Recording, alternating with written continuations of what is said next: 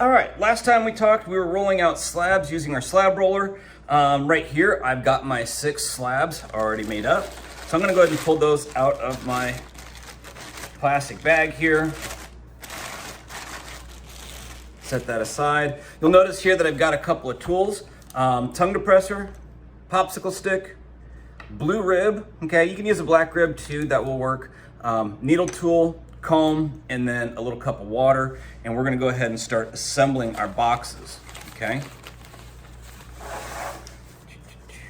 So our slabs here, they should be a little bit more firm, yet still soft enough to maneuver around, okay?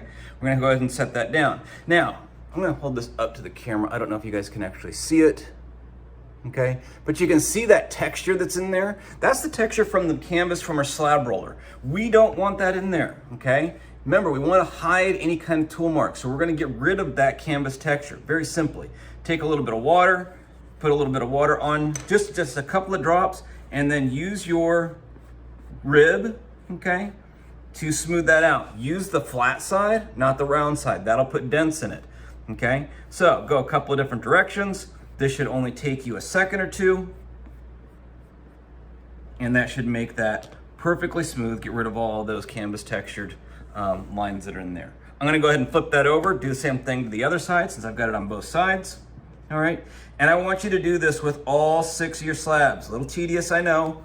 However, this is going to make your box look so much better, and not to mention, it's going to make sure that this is a perfectly flat, square piece of clay.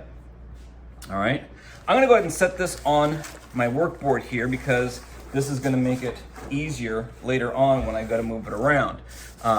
For that reason, I'm also gonna put a piece of newspaper down after I do that. Okay, so there's my slab, okay, just like so.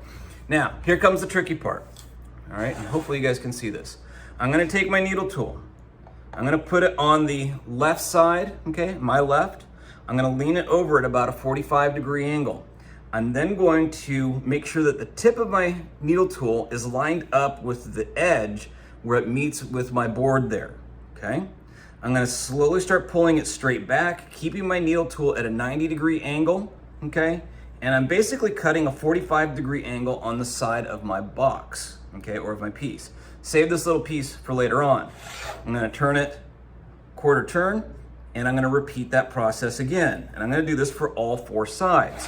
One thing you'll notice is that I use my thumb to hold it here, because if I don't, it's gonna move around on me, okay? So this helps to hold it in place, not to mention when I get to the very end, if I don't, a lot of times it'll break off this little corner. We want those corners to be nice and sharp, okay? So we're gonna go ahead and do that to all 4 sides, all right? We're then gonna get our next slab, hopefully. There we go, okay? And again, get rid of the canvas texture. I do not wanna see that. That's one of the biggest pet peeves I have, is that if you don't take the time to prepare your clay and make it nice and smooth, okay, you obviously are not following directions, all right? I'll flip it over, do the same thing.